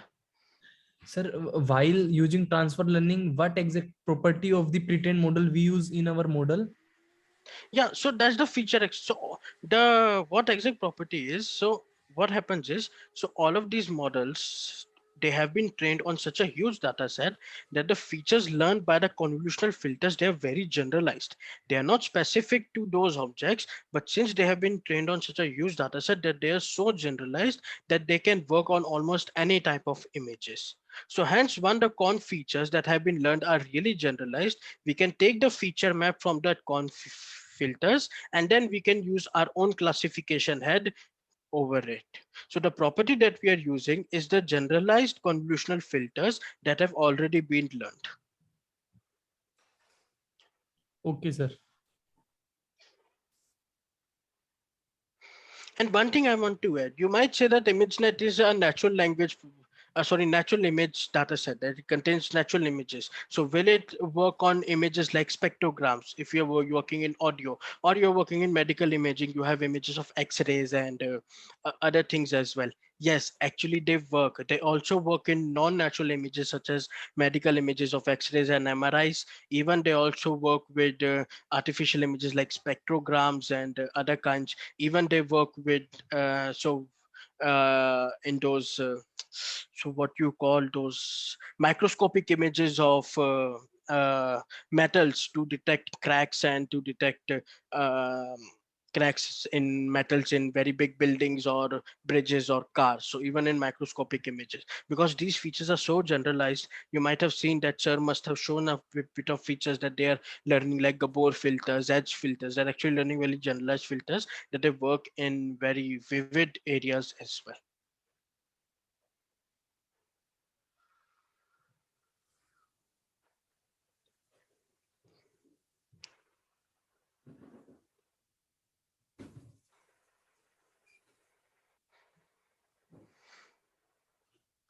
Okay, so this is it from my side today.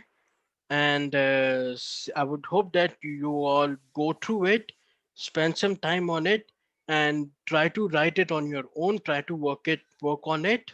Okay, try to understand each and every line, what's happening, right? It's a really complicated stuff. It will take time to completely get grasp over it. But if you have any doubts right now, you may ask me. Thank you, sir. You explained it very well, and for answering all questions. Thank you. Welcome. My question is, I don't know much about machine learning and OpenCV2. So, what is the hierarchy that I should follow to learn all these things? Should I learn first OpenCV2, then this PyTorch, and then TensorFlow? what should be the hierarchies? Yeah, So so that that is the point. See, these libraries are so, what you can say, complex that you cannot learn them completely. Okay, you cannot learn psychic. them. Yeah, you cannot learn. Even I don't. I have to search things. Okay. The one thing that you need to be very proficient is understanding the documentation, and that will come by practice. So how to proceed? I'm just telling you how I proceeded. So when I first came, I had no idea of machine learning myself when I first came to college. So what the first task that we got from our my guide director sir, was that he gave me a very complex code. It was an object detector. It was a single shot multi-box detector. Okay, and told me to understand it. I worked through the codes. So whenever the function is called, whenever a library is called, I used to go through that function, what this function is doing, and this is how I learned. So you cannot have a proper hierarchy that you can learn this first, this first, this first. No, you need to learn all of those parallelly by the time you encounter them and by the time you need to use them. Okay, sir. It's all about practice and exposure. How many codes can you go through? How many? So you take a problem, okay, that you want to solve, and then see that what are the similar problems, what are the similar classification problems. So first run their code directly, and then understand their code and do changes in their code. So that is the way we learned.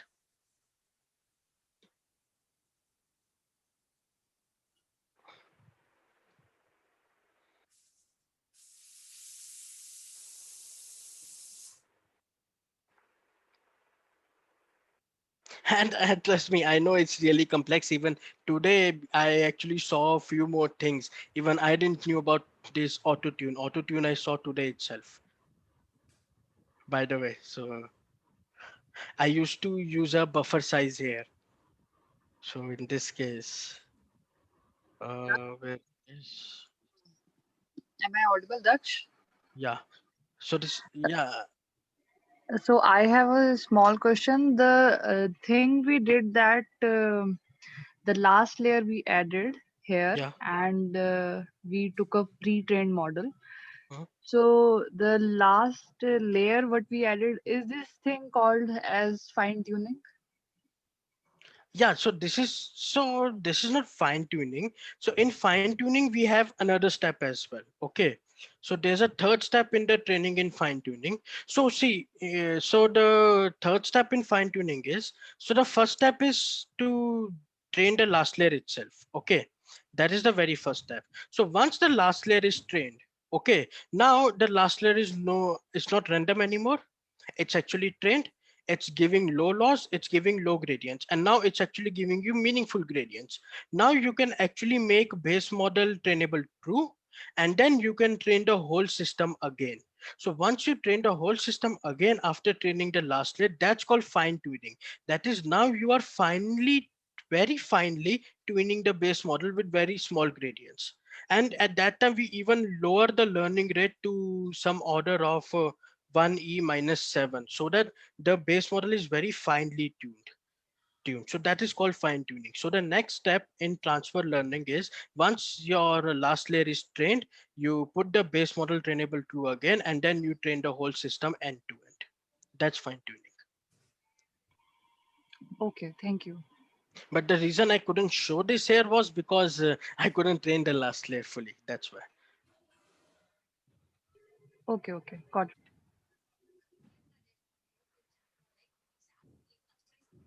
So basically, see, these are words that have not been exactly defined. It's more of a practice. It's more of a jargon. Okay, so these are highly interchangeably used: pre-training, transfer learning, fine-tuning, and everything is very interchangeably used. So these are not 100% defined yet.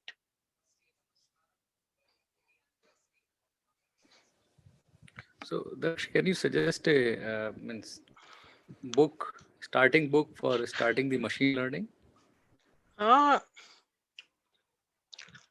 See, the problem is, right, there are no books, and since the way, even if there are books, they're outdated because the system keeps on growing. If you want to learn TensorFlow, okay, go to this Keras website. So the website is keras.io.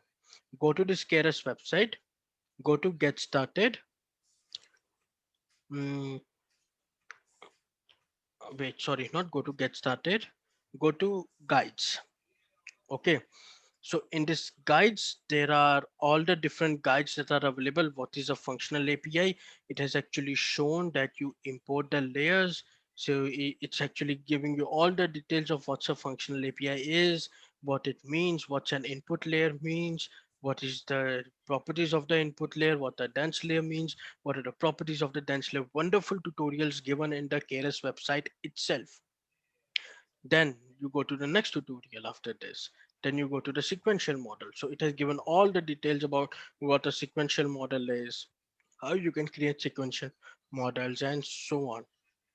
So the tutorials in the Keras website, they are really good, and they are really well written.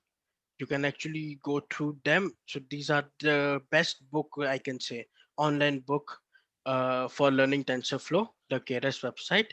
And because this is their own website, it keeps on updating the way TensorFlow and Keras, they keep on updating. Because there are books for Keras, but then they will be working with Keras 1 point something. But today Keras 3.0 is here. So that's the problem with books right now. But these are wonderful tutorials, really good tutorials.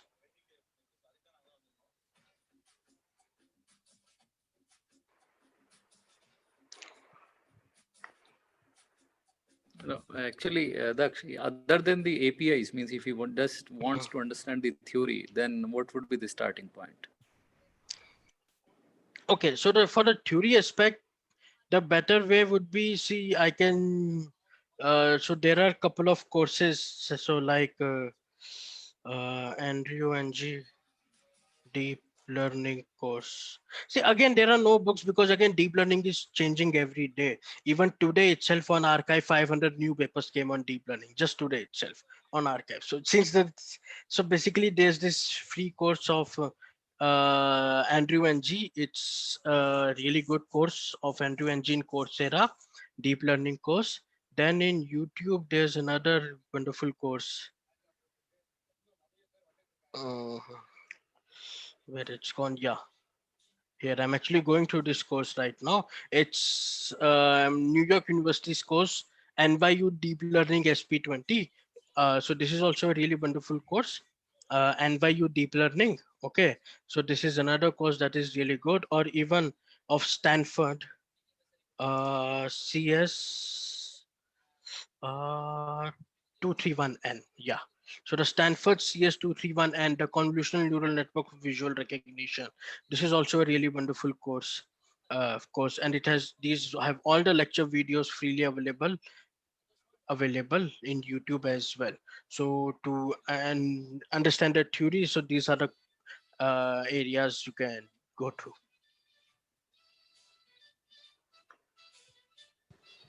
Okay, thank you. Okay.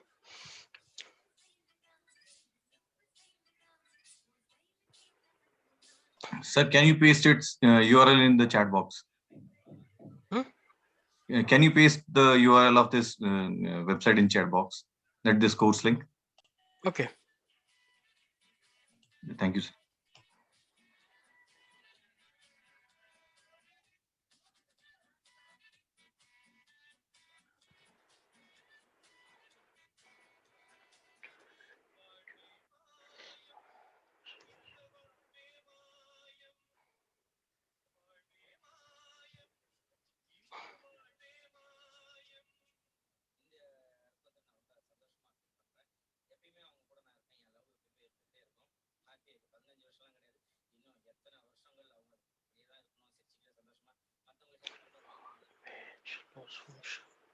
Yeah, this one.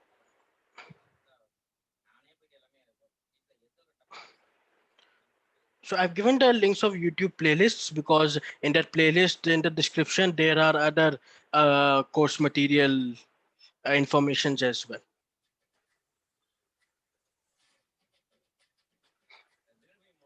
Okay, so Siamese network, yeah, we will plan when we will be covering them. Okay, so I will talk with Ranjit sir and we will plan it accordingly.